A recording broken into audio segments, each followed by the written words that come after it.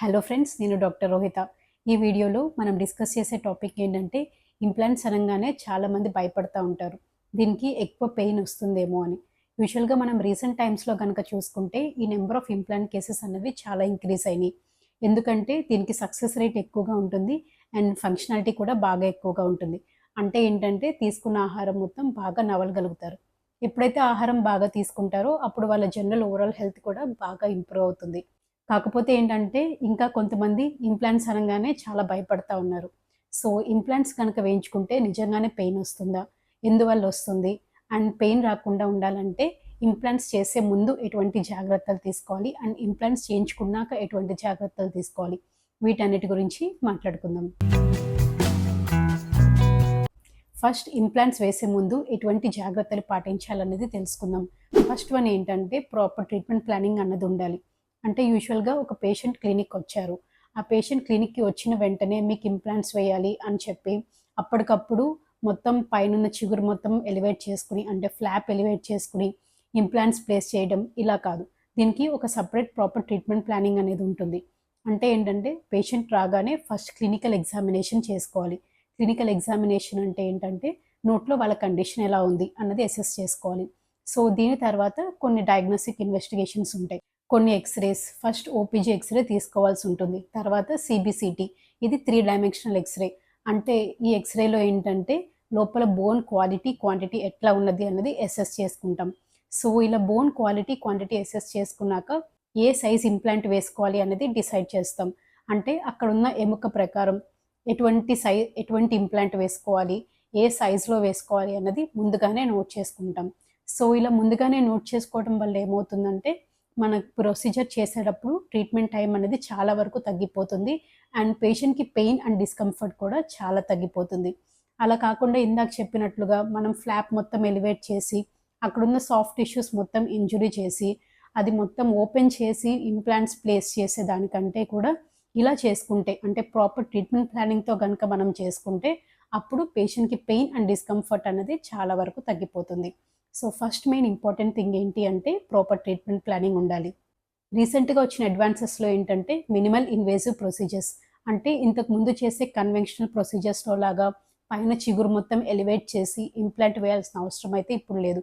ఇంతకుముందు కన్వెన్షనల్ ప్రొసీజర్స్‌లో చేసినప్పుడు ఏంటంటే అక్కడున్న సాఫ్ట్ టిష్యూ అనేది చాలా వరకు డ్యామేజ్ ఎక్కువ జరిగేది. సో అక్కడ సూచర్స్ వేయాల్సొచ్చేది. సో ఇదంతా చేసినప్పుడు ఏంటంటే అక్కడున్న చుట్టూతా ఉన్న టిష్యూస్ మొత్తం హీల్ అవ్వడానికి కొంచెం టైం పట్టేది.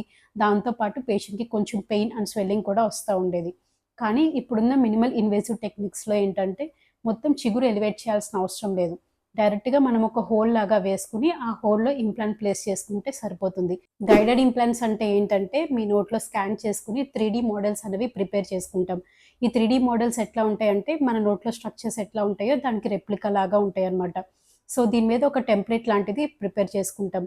ఈ టెంప్లేట్‌లో ఇంప్లాంట్ ఎక్కడ ప్లేస్ చేయాలి అని ఒక చిన్న హోల్ చేసుకుంటాం.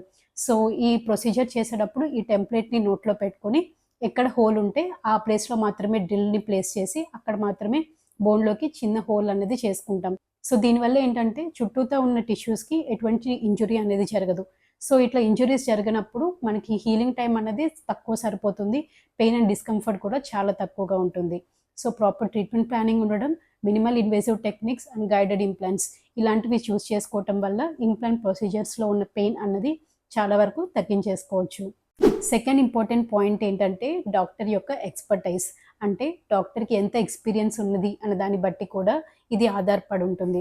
జనరల్‌గా మనం చూసుకుంటే ఎక్కువ ఇంప్లాంట్స్ వేసిన డాక్టర్స్‌కి ఏంటంటే ఎటువంటి కాంప్లికేషన్స్ వస్తాయి, తర్వాత ఎటువంటి ప్రాబ్లమ్స్ రావచ్చు అనే అవగాహన ముందే ఉంటుంది కాబట్టి అవి రాకుండా తగిన జాగ్రత్తలనేది తీసుకుంటారు. కొత్తగా చేసే డాక్టర్స్‌కి ఏంటంటే ఇవి కొంచెం ఐడియా ఉండదు కాబట్టి యూజువల్‌గా కొన్ని మిస్టేక్స్ జరగడానికి ఛాన్సెస్ ఉంటాయి. ఇవన్నీ ఇంప్లాంట్ సర్జరీ వెళ్ళకముందు తీసుకోవాల్సిన జాగ్రత్తలు.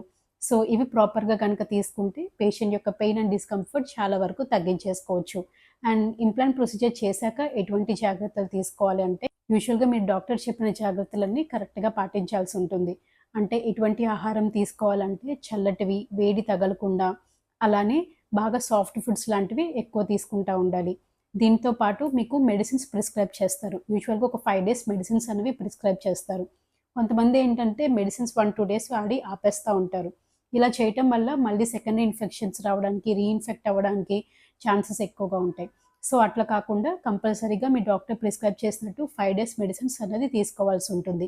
అండ్ ప్రొసీజర్ అయిపోయాక మీకు వాపు ఇట్లాంటి ప్రాబ్లమ్ గనుక వస్తే ఐస్ ప్యాక్స్ లాంటివి పెట్టుకోవడం, ఇలాంటివి చేయటం వల్ల ఈ వాపు అన్నది చాలా వరకు తగ్గిపోతుంది. అండ్ ఇంకో ముఖ్యమైన విషయం ఏంటంటే పేషెంట్ యొక్క జనరల్ హెల్త్‌ని అసెస్ చేయడం కూడా దీంట్లో చాలా ఇంపార్టెంట్. పేషెంట్‌కి బీపీ ఉందా? షుగర్ ఉందా?